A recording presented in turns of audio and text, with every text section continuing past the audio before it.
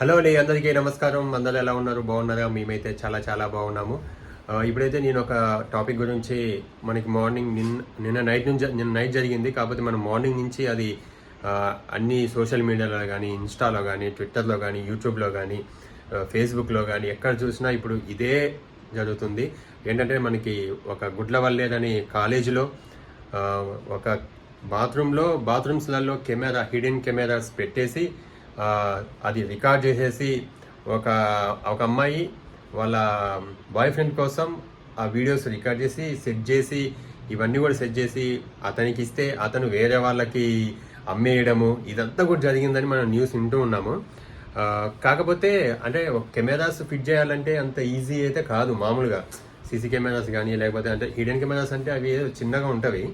అవి అన్ని cameras fit చేయడము, అలాగే రికార్డ్ చేసి ఆ రికార్డ్ చేసిన వీడియోస్ మళ్ళా తీసి వాళ్ళకి ఇవ్వడము ఇదంతా అసలుకి అంటే వింటుంటే నిజంగా చాలా బాధగా ఉంది, చాలా కోపంగా ఉంది. ఎందుకంటే ఒక అమ్మాయి ఇంకో అమ్మాయిని అట్లా చేయడము, అట్లా చూడడము, అట్లా చూపించడము, అలా వీడియోస్ తీయడము ఇది అసలుకి ఎంతవరకు కరెక్ట్ నాకైతే అర్థం కావట్లేదు. అది ఫస్ట్ ఆఫ్ ఆల్ ఇదే చాలా చాలా తప్పు. అతను కూడా అలా చేయడము, అలా కావాలనడము, అతను వాళ్ళ వేరే వాళ్ళకి, వాళ్ళ ఫ్రెండ్స్కి, వాళ్ళకి బాయ్స్ అందరికీ అవి పంపించి దాని ద్వారా అమౌంట్ తీసుకోవడము ఇవన్నీ కూడా జరుగుతుంది. అసలు ఏమవుతుందో నిజంగా ఈ మధ్య చూస్తుంటే ఇలాంటి విషయాలు అసలుకి ఎప్పుడు మనం చూడనివి, ఎప్పుడు విననివి ఇవన్నీ కూడా అసలుకి వింటుంటే అసలుకి చాలా బాధ వేస్తుంది, చాలా కోపం వస్తుంది, చాలా ఆశ్చర్యం వేస్తుంది. చాలా టూ మచ్ అండి. అసలుకి ఏంటంటే మరీ దారుణం. కాకపోతే అని వీడియోస్ రికార్డ్ చేయడం ఏంటి కాలేజీలలో? అసలు అవి ఎట్లా వచ్చినాయి? అన్ని కెమెరాస్ ఎలా వచ్చినాయి? అసలుకి వాళ్ళ దగ్గర ఆ కెమెరాస్ ఎందుకు వచ్చినాయి? అవి ఎలా రికార్డ్ చేస్తారో, ఎలా ఫిట్ చేసారు? అసలు ఫస్ట్ ఆఫ్ ఆల్ ఎట్లా ఫిట్ చేస్తారో నాకైతే అర్థం కావట్లేదు. అంత ధైర్యము, అంత ఇది ఎట్లొచ్చింది?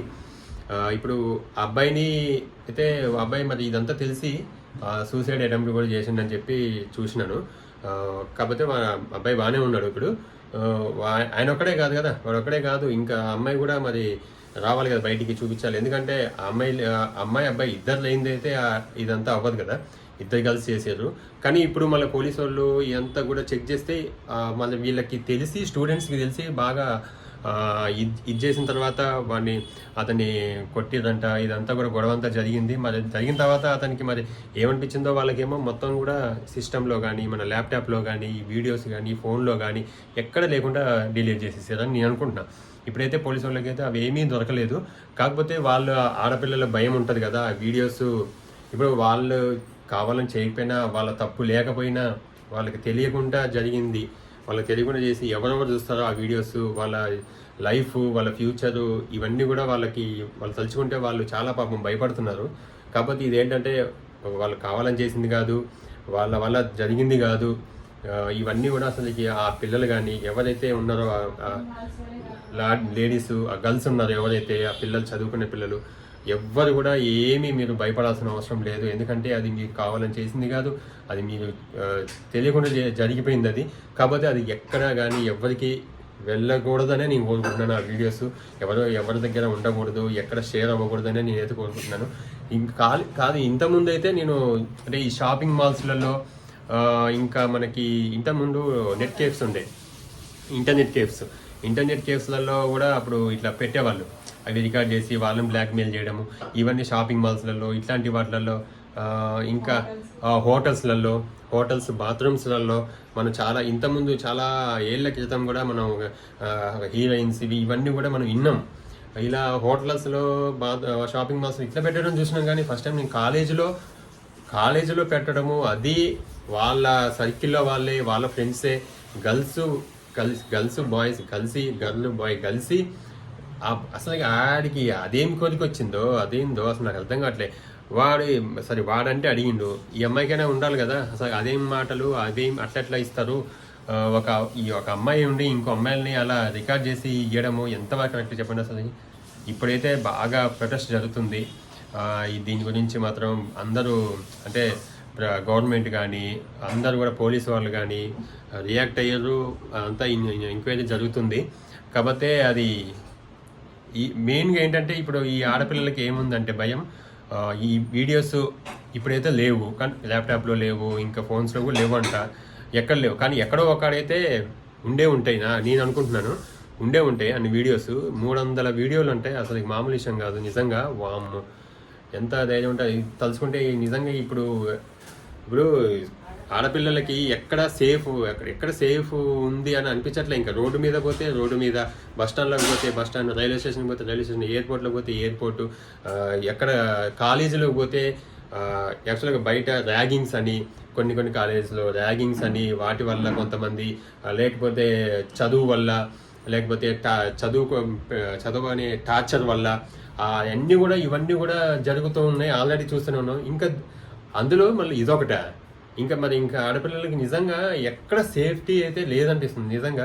మొన్న మనం కలకత్తా ఇష్యూ చూసినాము, డాక్టర్స్కి కానీ, స్టూడెంట్స్కి, ఎవరికి, లాయర్లకి, అసలు ఎవ్వరికి సేఫ్ అయితే అసలు అంటే మనం ఎక్కడికి వెళ్తున్నామో అసలు ఏమవుతుందో కూడా అర్థం అవ్వట్లేదు ఇప్పుడు నిజంగా. మరీ దారుణమైన న్యూస్లు. చిన్న పిల్లలు 6 నెలలు ఆంధ్రాలో మొన్న మరీ దారుణం. 6 months బేబీ, 6 years బేబీ, లేకపోతే ఇంకా మీరు ఇవాళ చూసిన హైదరాబాద్లో బాలానగర్లో ఒక మర్డరు. పాపం వాళ్ళ వైఫ్ కళ్ళ ముందే ఒకరు వచ్చేసి కొట్టేసి, బాగా తల మీద అద మీద కొట్టేసి, ఆమెకి కళ్ళ ముందే అతన్ని చంపేసి, అసలు ఆమె అయితే పాపం వీడియో చూసినా తట్టుకోలేకపోతుంది, ఏడుస్తుంది. అసలు ఎందుకు వచ్చిండో, ఎందుకు కొట్టిండో కూడా తెలుస్తలేదు వాళ్ళకి, అసలు ఎవరు ఏంది అని కూడా. అంటే ఇలాంటివన్నీ చూస్తుంటే రోజుకొకటి ఒకటి కాదు 2-3 చూస్తున్నాం డైలీ. ఈ మధ్య మరీ దారుణంగా అయిపోయింది. ఇలాంటి విషయాలు నిజంగా మరి ఎందుకు జరుగుతున్నాయో తెలియట్లేదు, కానీ జరగొద్దనే మనం రోజు కోరుకుంటూనే ఉంటాము, ఏది జరగొద్దు, ఎక్కడ ఏమి అవ్వద్దు అని. ఇప్పుడు అనుకోకుండా, లేకపోతే ఏదైనా యాక్సిడెంటల్గానో ఏదైనా అయితేనేమో అది మనం ఇంకా ఏమీ చేయలేము. కొన్ని యాక్సిడెంటల్గా అయినా మనం ఏమీ చేయలేము, అది మనం అంతే అనుకుంటాము. కానీ ఇవి కావాలని చేస్తున్నారు కదా, ఇది కావాలని బుద్ధి ఆ సైకోలాగా, శాడిస్ట్ లాగా బిహేవ్ చేయడము, ఇదైతే అస్సలు కరెక్ట్ కాదు. దీని మీద మాత్రం చాలా, ఇప్పుడే కాదండి ఎప్పుడూ చెప్తూనే ఉంటాం, మనం చాలా సీరియస్గా ఉండాలి. శిక్షలు అనేవి, ఇప్పుడు మన పనిష్మెంట్లు చాలా సీరియస్గా. ఇప్పుడు కలకత్తాది అయితే నాకు తెలిసి ఇంకా అది ఇప్పుడు జరుగుతూ ఉంది, ఇంకా ఇన్వెస్టిగేషన్ అని, అదని ఇదని, దాంట్లో చాలా ట్విస్టులు, చాలా వెనకాల చాలా మంది ఉన్నదని చెప్పి చాలా చూస్తున్నాము. కానీ అది 4 రోజులకే అవ్వద్దు, అది ఎప్పటికీ అది మనం వాళ్ళకి శిక్ష పడేలాగా చెయ్యాలి. అప్పటిదాకా ఇది మనం నడుస్తూనే ఉండాలి, మనం కూడా సపోర్ట్ చేస్తూనే ఉండాలి. ఇప్పుడు ఈ కాలేజ్ విషయంలో కూడా ఎవరైనా సరే ఎంతటోళ్ళైనా సరే తప్పు చేసినప్పుడు మాత్రం ఖచ్చితంగా పనిష్మెంట్ ఇవ్వాల్సిందే, జరగాల్సిందే. వాళ్ళ వెనకాల ఎంత పెద్దోళ్ళు ఉన్నా సరే, ఎంతమంది సపోర్ట్ ఉన్నా సరే, ఎంత పెద్ద సపోర్ట్ ఉన్నా సరే, ఇలాంటి విషయాలలో మాత్రం, మరీ ఆడపిల్లల విషయాల్లో మాత్రం ఎవ్వరూ కూడా మనం వాళ్ళకి సపోర్ట్ చేయలేము. ఎందుకంటే అంటే అందరికీ ఆడపిల్లలు ఉంటారు ఇంట్లో. కూతుర్లు లేకపోయినా సరే, మన చెల్లో, అక్కో, అమ్మో, ఎవరో ఒకరు, మన భార్యో, ఎవరో ఒకరు ఆడవాళ్ళు అయితే అందరూ మన ఇళ్ళలో కూడా ఉంటారు. కాబట్టి ఇలా చేసే వాళ్ళకి కూడా ఆ దేవుడు నిజంగా బుద్ధి ఇవ్వాలి, మంచి బుద్ధి ఇవ్వాలి. ఇట్లాంటివి చెయ్యకూడదనే వాళ్ళకి బుద్ధి ఇవ్వాలని మనస్ఫూర్తిగా కోరుకుంటున్నాను. దీని మీద మాత్రం మా సపోర్ట్ అయితే ఎప్పుడు మనం కూడా ఇట్లా ఎవరైనా సరే డైరెక్ట్గా కాకపోయినా ఇండైరెక్ట్గా ఇట్లా సోషల్ మీడియాల ద్వారా కానీ, ఇన్స్టాలో కానీ మీకు తోచిన విధంగా సపోర్ట్ చేయండి. వాళ్ళకి న్యాయం జరిగేలాగా చేస్తారని అయితే నేను అనుకుంటున్నాను. నా వంతుగా నేను కూడా సపోర్ట్ చేసి నేను కూడా వీడియో పెడుతున్నాను. మీరు కూడా వీలైతే ఎవరైనా సరే, ఎవరి ఐడిలోంచి ఏ విధంగా అయినా సపోర్ట్ చేస్తారని కోరుకుంటున్నాను. Thank you so much.